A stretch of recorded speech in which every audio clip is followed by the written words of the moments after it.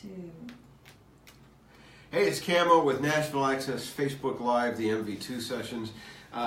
We survived the blizzard here in Nashville. Now it's just the unbearable cold, but we managed to come out in the morning, but we're moving a little bit slower. Lockwood Barr, look, boys and girls. We actually met on Instagram. Yeah, we did. You know, we were just talking about that, how it's all about building relationships, and that's how you ended up being here on this little thing. Yeah, it's been really amazing. I've started, one of my New Year's resolutions was to use especially direct message more on both my Facebook and Instagram, and it's been a blast. I mean, not only getting to places like this, but I've gotten into some really... This is a big deal. It is a huge deal, and I am super honored to be talking to all of you. No, but like also, you know, I've started posting song lyrics, and then I'll go into lists, and now I'm working with a poet who's like, you know, I've never put music to my lyrics here, like want to collaborate, and he's like off on the other side of the country, and so it's fun. It's been really fun. That's so cool.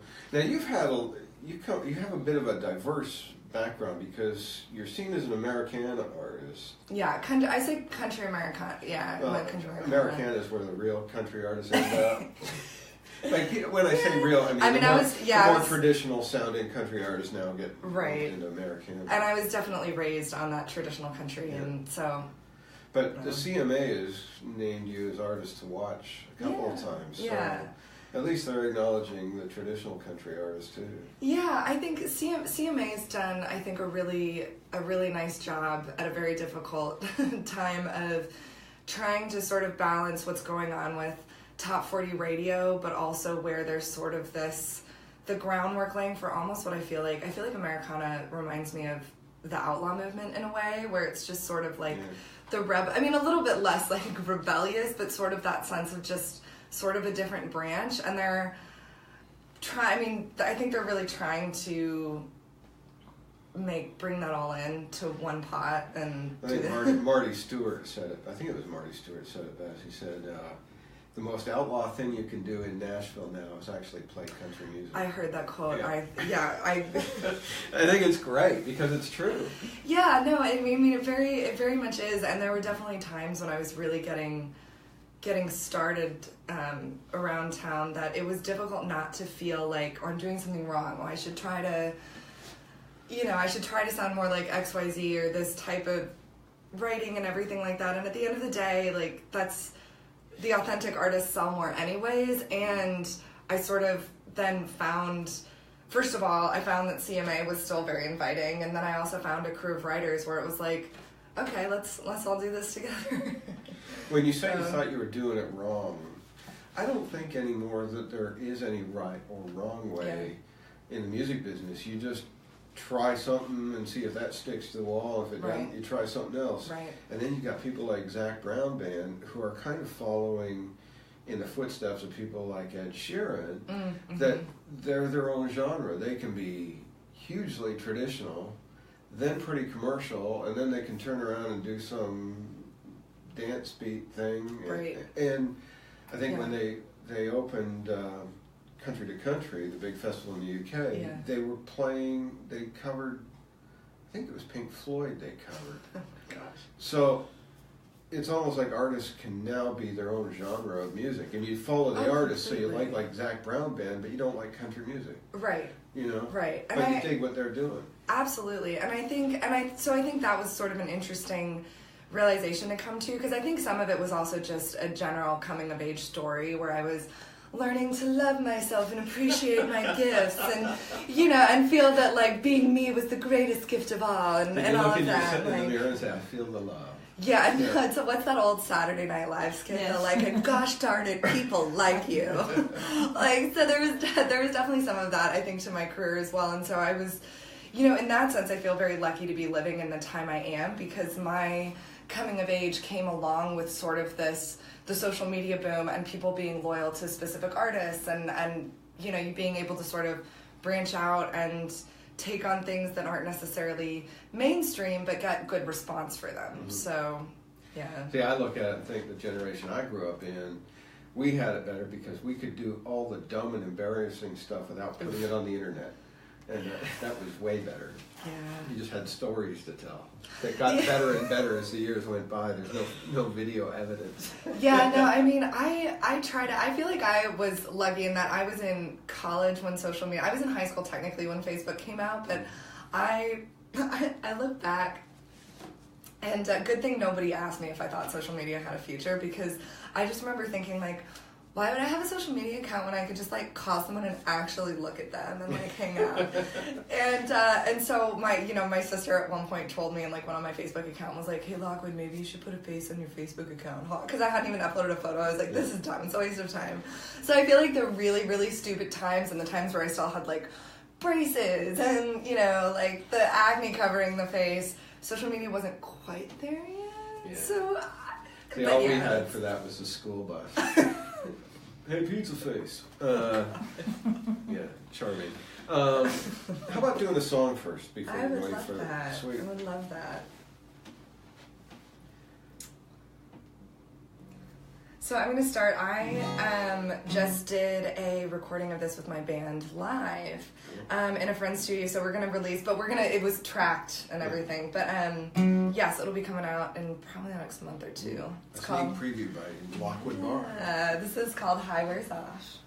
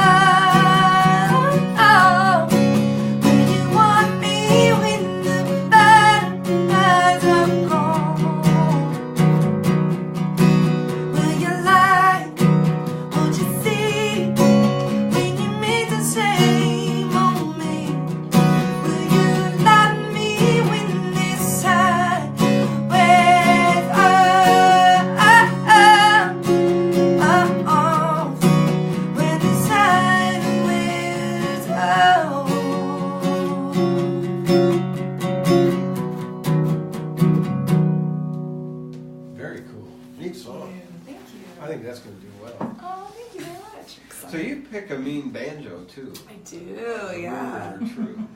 They are indeed. Check out my YouTube. I know I need to come back, not in a snowpocalypse. Yeah. I'll bring my friend Lindsay in to play guitar so I can do. Oh, cool. I learned the hard way around Nashville that like banjo can't stand on its own per se, and that like if you just show up with a banjo and try to sing along with it, like.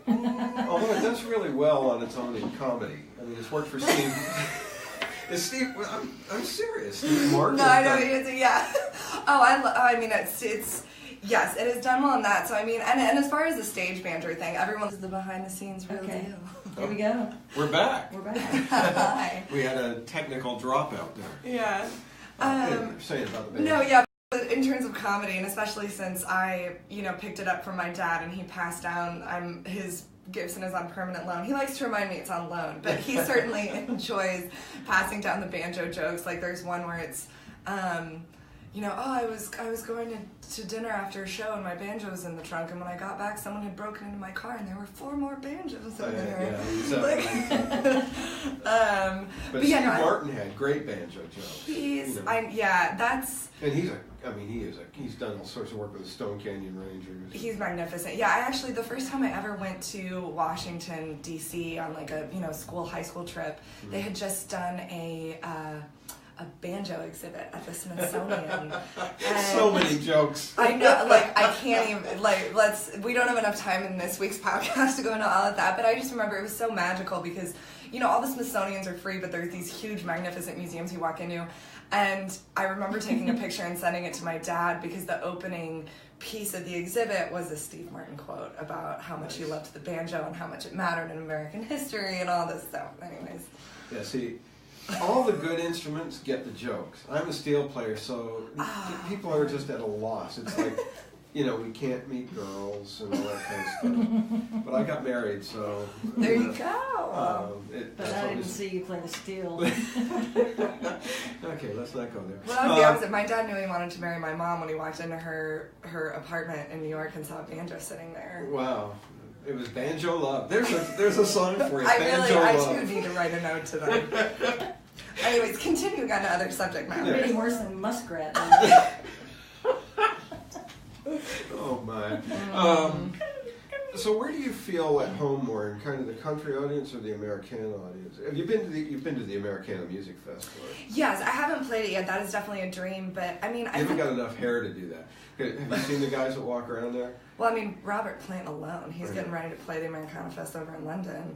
Yeah. Apparently his hair really is soft, because it's one of those, sometimes you can't tell with people, like if they have all that hair, if it's actually just crunchy and there's a bunch of product in it. Apparently his is the real thing. So yeah, not a perm. Yeah, but I think for me, whichever audience I feel at home with, it depends on sort of the type of show that I'm putting on. When I'm full band and I've got my backup singers and, steel and mandolin or, whatever the mix is that day, I think the country artist feels more of the identity that I'm taking on just as far as how I interact with the audience. But I think when I go out, like I was just down in Austin in the fall to play a songwriters festival, and it was very much just me and the guitar and stories as it was with all the other songwriters, and that I very much felt like I was carrying the true Americana identity. And Austin's really the home of that now. Yes, absolutely. And so I think it just kind of depends on what the setup is, but I've enjoyed talking to audiences of both. And I think that even as, sort of the Americana genre grows, I'll always be very grateful to country, because I remember the first time I ever went to the CMA Awards was just I was still a student at Vanderbilt, and I was in the nosebleeds and everything like that, and Brad Paisley won Entertainer of the Year that year, and he got up and took his award, and he's like, I'd like to thank country music, because you guys aren't fans to just one artist, you're fans to everybody in this room and support the community. And I remember thinking like, oh, that's sweet, he's, such an articulate guy, whatever.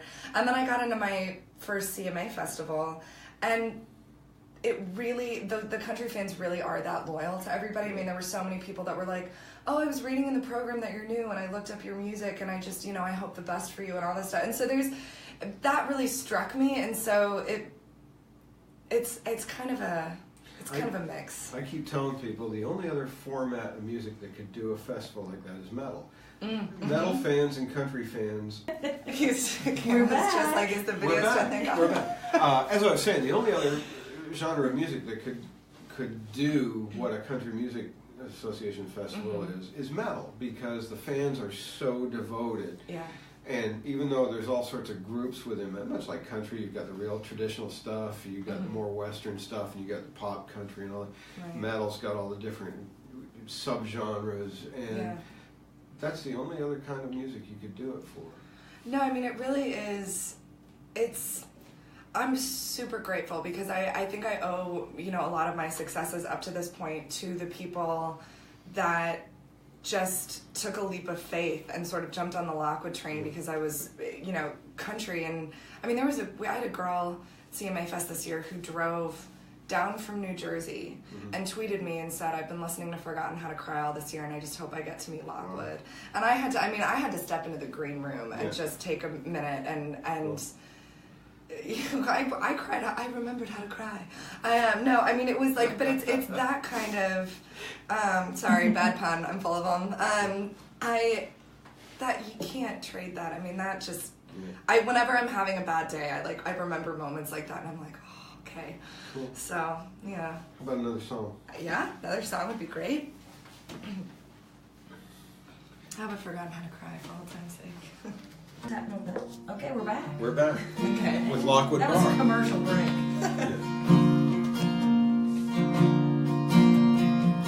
So I'll devote this to all the loyal country fans. I've forgotten how to cry, forgotten how to love, forgotten how to hold when times get tough. And I ran out of tears in these tired eyes. So now I've forgotten how to cry.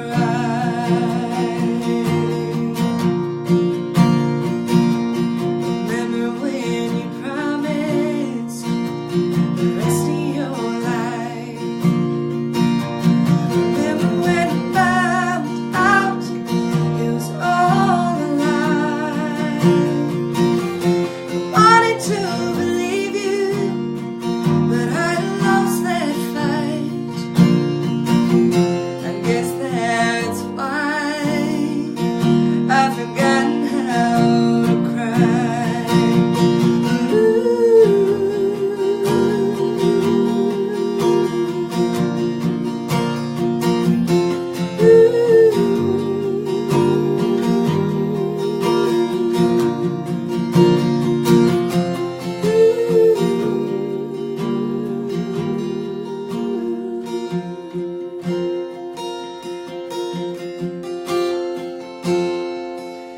Today when he was leaving, I stopped him at the door. I asked if he would hold me. He asked what for. He thinks that I still love you, and I think he's right. But how am I ever gonna move on if I've forgotten how to cry? 'Cause I've forgotten how to cry, forgotten how to love, forgotten how to hold on when times get tough. And I ran out of tears in these tired eyes. So now I've forgotten how to cry.